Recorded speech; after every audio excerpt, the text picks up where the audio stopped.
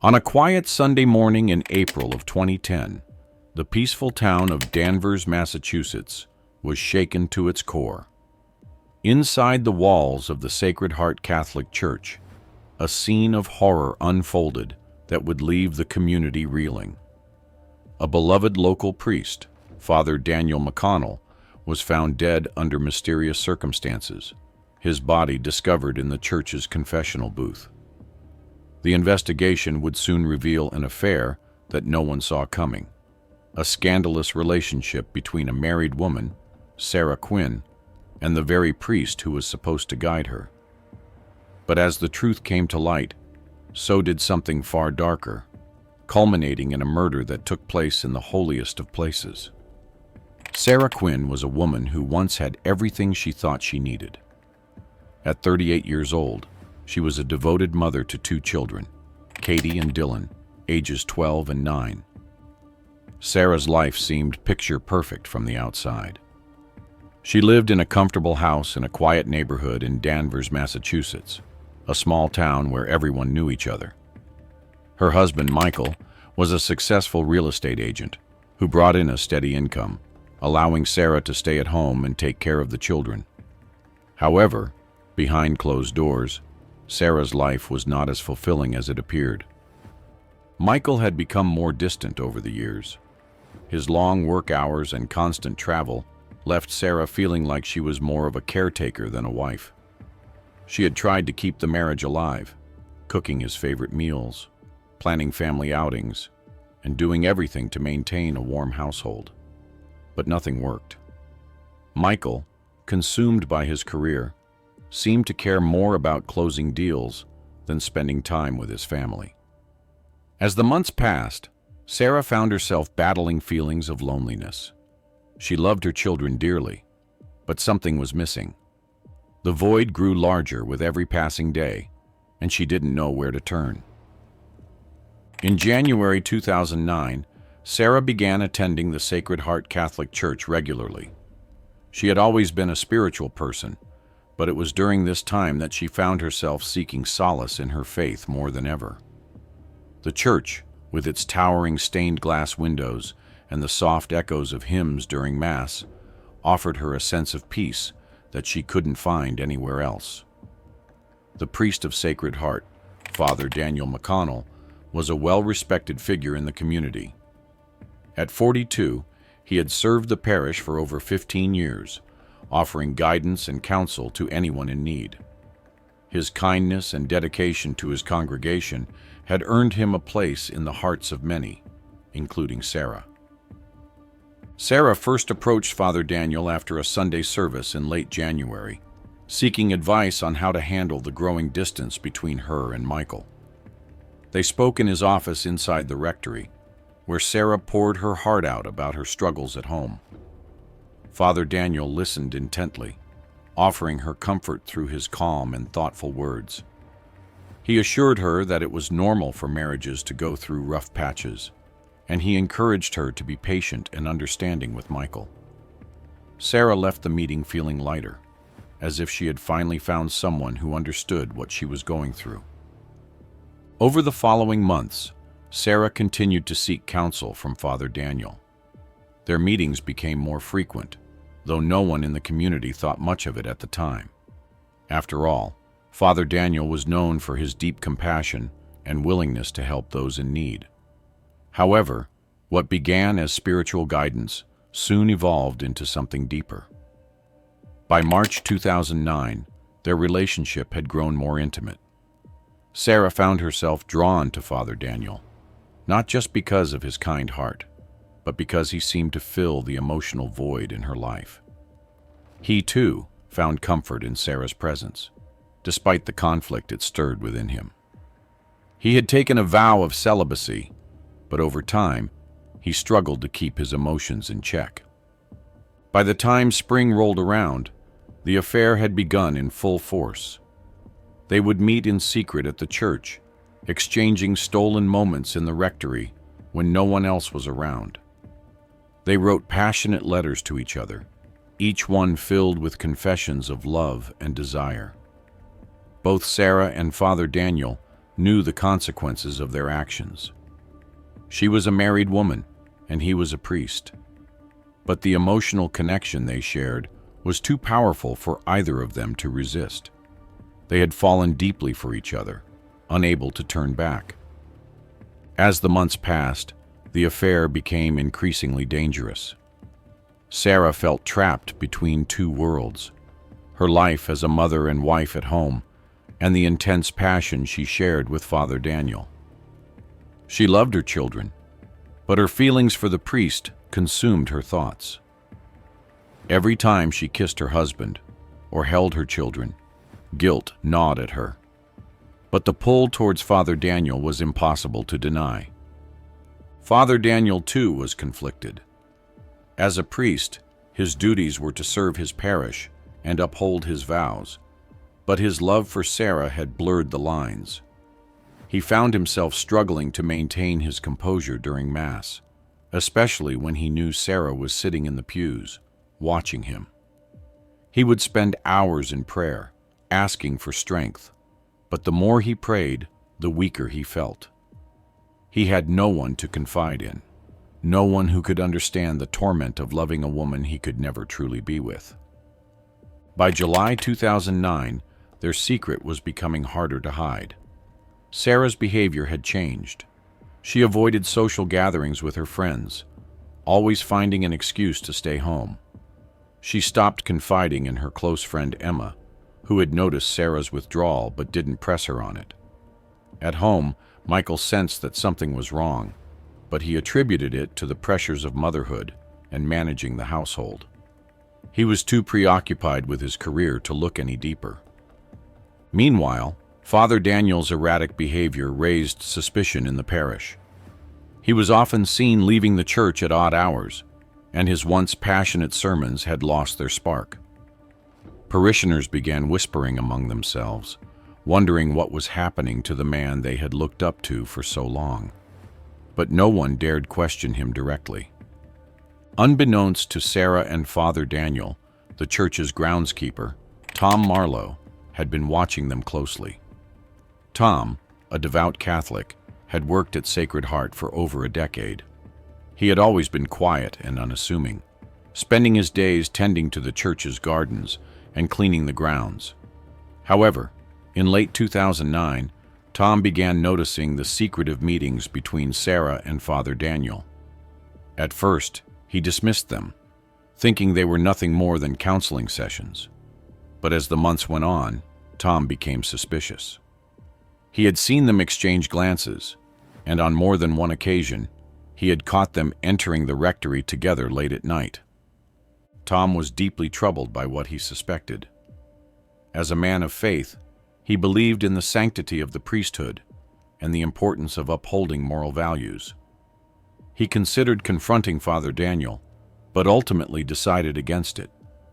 Instead, he kept his discovery to himself, hoping that whatever was happening would come to an end on its own. Little did he know, the secrets he harbored would soon unravel, leading to consequences far beyond what he could have imagined. The morning of April 2nd, 2010, started like any other for the parishioners of Sacred Heart Catholic Church. It was a Friday, and the early morning sun cast soft light through the stained glass windows, filling the church with a warm glow. The smell of incense still lingered from the previous evening's service, and the church stood silent, a sanctuary of peace for the faithful. At 7 a.m., one of the regular parishioners, an elderly woman named Eleanor Grady, arrived to say her morning prayers, as she had done every Friday for years. Eleanor, in her late 70s, was a devoted member of the congregation, known for her unwavering faith and commitment to the church. She moved slowly through the pews, clutching her rosary, her hands slightly trembling from age.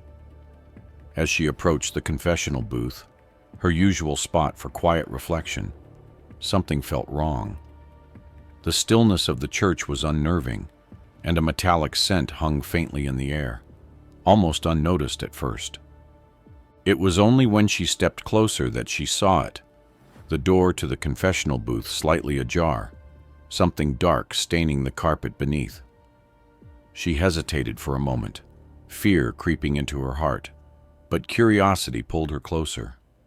Her breath caught in her throat as she saw the lifeless body of Father Daniel McConnell slumped inside the booth, blood pooling beneath him.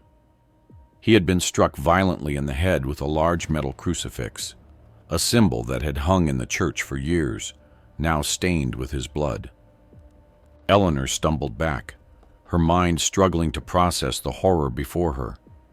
Without hesitation, she ran out of the church and alerted a passing neighbor, who quickly called the police. Within minutes, the flashing lights of police cars lit up the quiet street outside Sacred Heart, the sound of sirens breaking the morning silence. The news of Father Daniel's murder spread quickly, sending shockwaves through the small town of Danvers. A murder in their church, committed in such a brutal way, it was unthinkable. The investigation into Father Daniel's murder began immediately, with seasoned detective Catherine Pierce assigned to the case. Pierce, a woman in her early 40s, was known for her sharp mind and relentless pursuit of the truth. She had solved numerous difficult cases in the past, but this one felt different. It wasn't just the brutality of the murder that troubled her, it was the setting. The church, a place of sanctuary and peace, had become the scene of a gruesome crime. On April 2nd, after surveying the scene, Pierce concluded that this was no random act of violence. The use of the crucifix as a murder weapon suggested that the killer was familiar with the church, and perhaps even with Father Daniel himself. The force of the blow indicated a deep-seated rage, and Pierce suspected that this was a crime of passion, possibly connected to Father Daniel's personal life. The first few days of the investigation focused on gathering evidence from the church. Forensics teams combed through the scene, collecting fingerprints, analyzing blood patterns, and photographing every inch of the confessional booth. The crucifix, which had been used to strike Father Daniel, was carefully bagged and taken to the lab for further analysis. But the evidence alone wasn't enough to point to a suspect. On April 4th, Sarah Quinn was brought in for questioning. Pierce had learned that Sarah, a married woman and regular parishioner, had been meeting with Father Daniel regularly for spiritual counseling. The detective suspected that Sarah's relationship with Father Daniel might have been more than just spiritual guidance. When asked about her relationship with the priest, Sarah initially denied any inappropriate involvement, but her nervousness was clear. Her hands trembled as she spoke, and she avoided eye contact, a clear sign to Pierce that she was hiding something. Over the next few days, the pressure mounted on Sarah. On April 10th, after hours of questioning, Sarah finally broke down and admitted to having an affair with Father Daniel. She revealed that their relationship had started over a year ago, born out of emotional need and the loneliness she felt in her marriage. However, despite her confession about the affair, Sarah maintained that she had nothing to do with Father Daniel's murder. She claimed that their last meeting had been days before his death, and she had no knowledge of what had happened to him in the church. With Sarah's confession, the investigation took a new direction. Detectives began looking into her husband, Michael Quinn. On the surface, Michael appeared to be a devoted husband and father, but Pierce learned that Michael had been growing suspicious of Sarah's behavior for months. Phone records revealed that in March, just weeks before the murder, Michael had hired a private investigator to follow Sarah. The investigator had gathered enough evidence to confirm the affair, and Michael had received the damning photos and text messages only days before Father Daniel's death. However, Michael had an alibi. On the night of April 1st, the evening before Father Daniel was murdered, Michael had been on a business trip in Boston.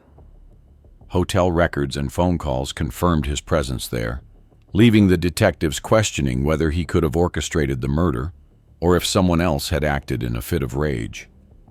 The investigation took another dramatic turn on April 15th, when Tom Marlowe, the church's groundskeeper, was brought in for questioning. Pierce had learned that Tom, a devout Catholic, had been working at Sacred Heart for over a decade. He had always been quiet and unassuming, but something about his behavior in the days following the murder raised suspicions. When questioned, Tom initially denied any involvement, but as the hours passed, his calm demeanor began to crack. He confessed to having watched Sarah and Father Daniel from afar, growing increasingly resentful of the priest for betraying his sacred vows. Tom had admired Father Daniel for years, seeing him as a man of great faith and moral integrity. But when he discovered the affair, that admiration turned to anger. Tom couldn't stand the thought of Father Daniel defiling the sanctity of the church, and he became consumed by his own twisted sense of justice. On the night of April 1st, Tom confronted Father Daniel in the church. The two men argued heatedly, and in a moment of uncontrollable rage, Tom grabbed the metal crucifix from the altar and struck Father Daniel with it, killing him instantly. The very object that symbolized faith and redemption became the instrument of his downfall. Tom's confession shocked the community even further. The man they had trusted to care for their beloved church had become the killer, driven by jealousy and rage. As Tom was taken into custody, the small town of Danvers was left grappling with the weight of the scandal, the betrayal, and the violence that had unfolded in their most sacred place. The trial of Tom Marlowe began on June 18, 2010, and it quickly became the talk of the entire town. Danvers, Massachusetts, was a place that had always prided itself on its strong sense of community and the quiet, peaceful lives of its residents. But now, everything had changed. The trial brought a darkness to the town that no one could escape. The story of Father Daniel McConnell's murder wasn't just about a crime. It was about betrayal, faith, and a deep sense of loss that left everyone questioning their beliefs. Tom Marlowe, once a trusted groundskeeper and a quiet figure in the background of church life, now found himself at the center of a public spectacle. In court, Tom appeared tired, worn down by the weight of what he had done. His life had once been simple, dedicated to the upkeep of the church and maintaining its gardens. He had taken pride in his work, believing that his efforts were a way to serve God and the community. But as the trial unfolded, a much more complicated side of Tom emerged. A man who had grown bitter and resentful, consumed by what he saw as Father Daniel's betrayal of the priesthood. The prosecution wasted no time in building their case against Tom. They portrayed him as a religious fanatic, someone who had become obsessed with the idea of purity and righteousness. They argued that Tom had taken it upon himself to punish Father Daniel for breaking his vows, and that his decision to use the metal crucifix as a murder weapon was a symbol of that twisted sense of justice. The prosecution painted a vivid picture of the night of the murder, describing how Tom had entered the church, confronted Father Daniel, and in a moment of uncontrollable rage, ended the priest's life. The defense, however, took a different approach. They argued that Tom had been driven to the edge, not by fanaticism, but by the actions of Father Daniel and Sarah Quinn. They claimed that Tom had looked up to Father Daniel as a spiritual leader and had been deeply hurt when he discovered the affair. To Tom, the affair between Sarah and Father Daniel wasn't just a betrayal of the priest's vows. It was a betrayal of the entire community. The defense painted Tom as a man who had been broken by the weight of that betrayal, a man whose anger had boiled over in a single tragic moment. As the trial went on through the summer, the town of Danvers became more divided. Some residents saw Tom as a villain, a man who had committed an unforgivable crime. Others, however, sympathized with him, believing that Father Daniel had brought his fate upon himself by breaking his vows and engaging in an affair with a married woman. The trial wasn't just about one man's guilt or innocence. it was about the moral fabric of the town and the sense of betrayal felt by everyone who had trusted Father Daniel. On September 10th, 2010, after weeks of testimony and deliberation, the jury returned with their verdict. Tom Marlowe was found guilty of second-degree murder. The sentence was 25 years in prison. The courtroom was silent as the verdict was read, the weight of the decision hanging over everyone present. Tom showed little emotion as he was led away, his once quiet life now shattered, with the next 2.5 decades to be spent behind bars. For the Quinn family, the fallout of the trial was nothing short of catastrophic. What had once been a stable, if somewhat ordinary life was shattered in the blink of an eye, leaving behind emotional wreckage that would never fully heal. Sarah and Michael's marriage, already strained by the weight of unspoken resentments and a growing emotional distance, crumbled under the intense pressure of public scandal. The affair between Sarah and Father Daniel had been a secret that Michael tried to bury, but when it was exposed during the murder investigation, it felt like the final blow to their already fragile relationship. Michael had initially tried to stand by Sarah, perhaps out of a sense of duty or a desperate hope to salvage their family. He had been determined to protect their children from the ugly truth, to shield them from the gossip that spread like wildfire through Danvers. But as the trial dragged on, it became clear that the shame of the affair and the shadow of the murder were too heavy for him to bear. Every whispered conversation in town, every sideways glance from neighbors, was a reminder of the betrayal that had torn his world apart. By early 2011, the couple had filed for divorce, their once happy home now irreparably broken. The love that had once defined their relationship was replaced by bitterness and a lingering sense of loss for the life they could never get back. For Sarah, the consequences of her choices were even more profound. Haunted by the events that had unfolded, she could no longer bear to stay in Danvers, a town where her name had become synonymous with scandal and tragedy. She left with her 2 children in tow, hoping to find solace in a new town, a fresh start where the past wouldn't follow her like a shadow. But no matter where she went, the memory of Father Daniel, once a man of God and the object of her forbidden love, loomed large in her mind. His death had shocked the town, but it had also shattered Sarah's sense of self. She couldn't escape the weight of her guilt, the knowledge that her actions had played a role in a series of events that led to his tragic end. The affair with Father Daniel, a man revered by the community and trusted by her family, had seemed like a brief respite from the monotony of her life. But it had spiraled into something far darker, something she could never have anticipated.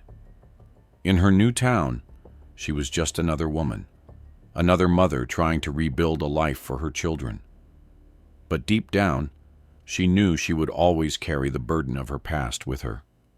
People might not know her story there, but she would always be the woman who had fallen in love with a priest, a man whose death had destroyed her family and left an indelible mark on the town of Danvers. The community, once tight-knit, had also been shaken to its core by the scandal.